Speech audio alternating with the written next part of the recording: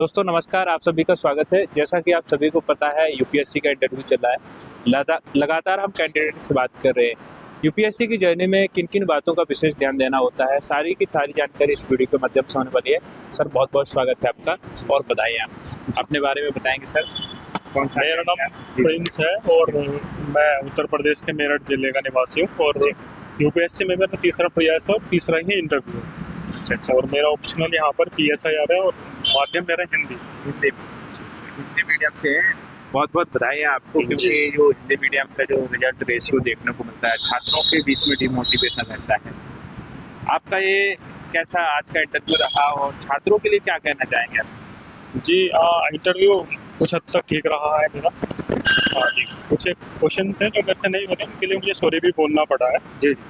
तो मैं एक सजेशन यहाँ देना चाहूँगा कि सॉरी बोलते वक्त आपको नर्वस भी नहीं होना चाहिए। जी। एक मोटिवेशन, एक आपके चेहरे पर वो कॉन्फिडेंस भी होना चाहिए कि आप इसका उत्तर ठीक है, आप उसको जा करके पढ़ लेंगे।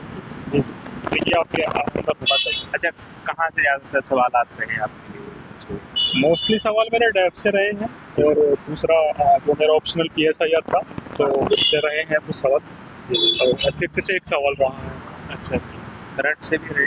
हाँ, करंट से जो इंटरनेशनल इश्यूज चल रहे हैं, यहाँ अमेरिका ने अभी वेनेजुएला को इन्वेड किया था, ये चल रही है, पूछा था। और वैसे यूक्रेन भी पूछा है। जी। भारत के नेबर्स के साथ कुछ संबंध है तो उनको लेकर भी सवाल पूछे गए। अच्छा। और सर ऑप्शनल आपका पीएसआईआर है, ज़्यादातर एक स्वभाव में आ गया है कि हिंदी साहित्य हिंदी मीडियम वालों के लिए ज़्यादातर देखने को मिलता है। आपको नहीं लगा कि हिंदी साहित्य हमें लेना चाहिए, या पीएसआईआर लिया है तो हॉबी से लिया है, या आपको लग रहा था कि बैकग्राउंड है आपको? क्या एक्चुअल में यूपीएससी में ऑप्शनल चूज करते वक्त आपको दो बातों का विशेष ध्यान रखना चाहिए। एक तो ये कि आप उसमें कितना कंफर्ट हो, ठीक है। दूसरा, आपको इंटरेस्ट कितना आता है उस सब्जेक्ट को पढ़ने में। जैसे मैं अपना बताता हूँ, पीएसआईआर चुनने की वजह मेरी एक ये रही है क्योंकि मेरा ग्रेजुएशन पॉलिटिकल साइंस से रहा है और उसके बाद मैं पीजी जेएनयू से किया हूँ, तो वो एक मेरा एडवांटेज रहा है। चुनने की वजह भी हुई रही है पीएसआई। अच्छा। आपने ये तीसरा अटेम्प्ट बताया जी। इंटरव्यू कौन सा है आपका? मेरा तीसरा ही इंटरव्यू। अच्छा, पहला, दूसरा, तीसरा, तीनों बार इंटरव्यू? तीनों बार। बहुत बड़ी बात हो जाती है, हिंदी मीडियम से तीनों बार सर का इंटरव्यू रहा है। अच्छा, ये बताइए कि कौन सी ऐसी वजह है आपको लगी है, कौन सी कमी लगी है कि 3 बार इंटरव्यू से बाहर हुए, अब वो 2 बार हुए, तीसरी बार रिजेक्ट? वो एक्चुअल में जब मैंने लास्ट 2 अटेम्प्ट दिए हैं तो उसमें थोड़ा मेंस में कमी रही है। जी। जिसको मैंने अभी सुधारने की बहुत कोशिश की। क्योंकि मेरा माध्यम जेएनयू में था तो इंग्लिश में था सब कुछ। लेकिन मैंने इधर शिफ्ट किया तो मुझे हिंदी रखना पड़ा था। ठीक है, तो उसको लेकर के थोड़े इश्यूज रहे हैं, लेकिन अभी चीज़ें कंट्रोल में है। तो अभी इस बार देखो क्या होता है। अच्छा, शुरुआत से लेके अभी तक आपके प्री में, मेंस में नहीं रुके हैं, क्या रणनीति रही इसके लिए? बारी-बारी से बताएंगे, प्री की और मेंस की। जी, आप प्रीलिम्स के लिए आपको डेडिकेटेड होकर पढ़ना पड़ेगा। और प्रीलिम्स जैसा कि एक फैक्चुअल, आजकल अगर आप आज के समय में देखते हैं तो थोड़ा डाइसी होता जा रहा है प्रीलिम्स, तो उसको लेकर के आप फैक्चुअल चीज़ों को जितना पढ़ोगे उतना अच्छा रहेगा। ठीक है, और प्रीलिम्स से पहले आपको एक फाउंडेशन बना लेना चाहिए। ठीक है जी। हम जिसको मेंस के लिए बोलते हैं। ठीक है, आप मेंस अगर तैयार अच्छे से कर लेते हैं तो एक आपको एडवांटेज देगा। दिसंबर तक आप मेंस कीजिए और जनवरी से आगे का जो समय बचता है आप कर लिए, उसमें प्रीलिम्स को फोकस कीजिए। अच्छा। हाँ, सीसेट को बिल्कुल भी उसमें हल्के में मत लीजिए। अच्छा, क्योंकि मेरा एसएससी था तो मैं थोड़ा अगर उसमें ना भी करता तो मैं इतना था कि मैं उसको क्वालिफाई कर जाता हूँ। अच्छा, एसएससी। हाँ, साथ में एसएससी का भी एसएससी मैंने पहले दिया है 2020 का अटेम्प्ट किया है 20 का दिल्ली पुलिस के लिए। अच्छा, सीपीयू का। अच्छा। तो मैथ उसका आपका ठीक हो गया होगा वहाँ? हाँ, मेरा मैथ के लिए इशू रहे नहीं है, लेकिन मैं उनको बताना चाहूँगा जिनका बैकग्राउंड थोड़ा आर्ट्स का रहता है तो उनको सीसेट पर भी फोकस करना चाहिए। मैंने, क्योंकि हमारे साथ के कई ऐसे बच्चे रहे, साथ के हैं कलीग्स, जिनको सीसेट को लेकर के भी थोड़े इश्यूज रहे हैं, कारण उनका बैकग्राउंड आर्ट्स था। अच्छा, पीवाईक्यू के बारे में क्या कहना चाहेंगे? पीवाईक्यू इसमें अपना बहुत बड़ा रोल निभाता है। जी। पीवाईक्यू को बिल्कुल भी अनदेखा ना करें और उनको प्रॉपर एक फॉलो करते रहे। आपको एक आइडिया ये हो जाता है कि यूपीएससी किस तरह के सवाल आप बनाता है। ठीक है। अच्छा। अगर आप टेस्ट सीरीज कर रहे हैं वो भी ठीक है, लेकिन वन ऑफ द बेस्ट है कि आप पीवाईक्यू भी फॉलो करें। कितने सालों की पीवाईक्यू आपने लगाए थे और कैसे एनालिसिस करते थे? प्रीलिम्स के लिए आप 2010 से कर सकते हैं। मैंने 10 से ही किए थे। हाँ। तो 10 से आगे, 10 से जब तक कि आपका एग्ज़ाम होता है तब तक आप कर सकते हैं। मेंस के लिए मैंने लास्ट 5 ईयर्स के सवाल किए ये रहा। अच्छा, एनालिसिस क्या तरीका रहता था, पीवाईक्यू को देखते थे तो क्या तरीका रहता था आपका करने का? असल में पीवाईक्यू ना आपको एक ब्रॉड आइडिया ये देता है कि यूपीएससी, जैसे आप अभी हम बोल देते हैं कि यूपीएससी में कुछ एक सवाल ऐसे आपने सुना भी होगा कि यूपीएससी 10 से 15 सवाल ऐसे पूछता है जो हर किसी को नहीं पता होता, ठीक है। आपको एक पीवाईक्यू एक ब्रॉड आइडिया ये देता है कि आपको यूपीएससी में आपको किस तरीके से चीज़ें टैकल करनी है, ठीक है। अच्छा, ये रहेगा पीवाईक्यू का। अच्छा, आंसर राइटिंग शुरू से की थी आपने, जैसे पहली बार से आपका तो मेंस हो गया था, जी। लेकिन आंसर राइटिंग क्या तरीका था आपका करने का, शुरू से के प्री के बाद?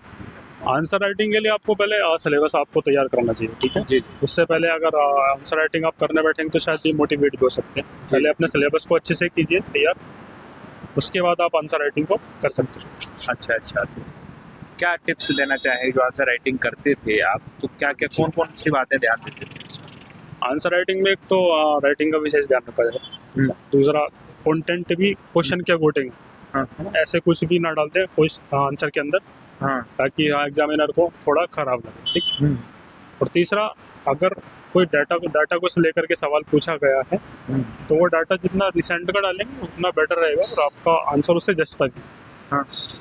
अच्छा, ये चीज़ें हो गई। अच्छा, 3 बार अपने इंटरव्यू तक पहुँचे हैं, कभी डिमोटिवेशन भी होता है यार, हुआ क्या, फाइनल से बाहर जा रहे हैं, ऐसा लगता था? कैसे अपने आप को संभालते थे? ये भी सवाल अपने आप में बनता है, बहुत सारे छात्रों का भी कहना रहता है, क्या करना चाहिए? जी, जब मैंने पहला प्रयास किया था तो मैं उसमें इंटरव्यू तक गया, तो मैं उस टाइम पे बहुत मोटिवेट था कि मैं यहाँ पर आकर खड़ा हूँ, ठीक है।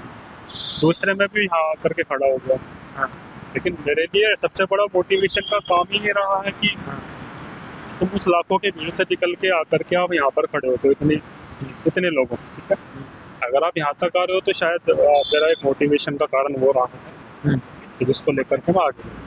अच्छा, ऐसे और एथिक्स के लिए जो स्कोरिंग सब्जेक्ट कहे जाते हैं, जी। इसके लिए कैसे तैयारी करेंगे? एथिक्स के लिए तो मैंने विकास सर की क्लास ली थी, तो उनके ही नोट्स मैंने बनाए हैं और उनको प्रॉपर मैं अगेन एंड अगेन उनको ही पढ़ता रहा हूँ। एस्से को लेकर के आपको कुछ प्रीवियस ईयर के कुछ सवाल उठा लेने चाहिए, उनको लिखना चाहिए, बार बार लिखना चाहिए, उससे आपकी स्किल, राइटिंग स्किल्स इंप्रूव होएगी, ठीक है। और दूसरा, आपको कंटेंट भी कुछ चीज़ें, जैसे आपने एथिक्स, मैं एथिक्स की ही बात करता हूँ, एथिक्स से बहुत सारी चीज़ें कोटेशन ऐसे होते हैं तो आप ऐसे में भी यूज़ कर सकते हैं। अच्छा अच्छा, हिंदी मीडियम होते हुए बहुत सारे छात्रों का ये भी सवाल रहता है कि भाई कंटेंट की कमी होती है, तो क्या क्या आपने कठिनाइयाँ देखी हैं इस माध्यम के द्वारा?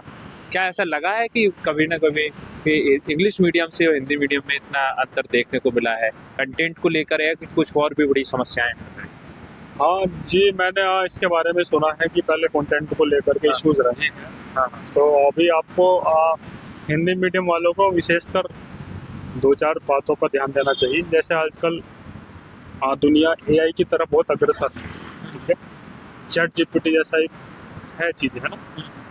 अगर आप सिविल सर्विस की तैयारी कर रहे हैं, समय भी बचाना चाहते हैं, तो आप उसका अच्छे से प्रयोग कीजिए, ठीक है। आप हिंदी इंग्लिश से डरिए मत, क्योंकि अगर आप आज डर रहे हो, कल आपको सर्विस में जाना है तो आपको वहाँ पर भी जाकर इंग्लिश सीखनी है।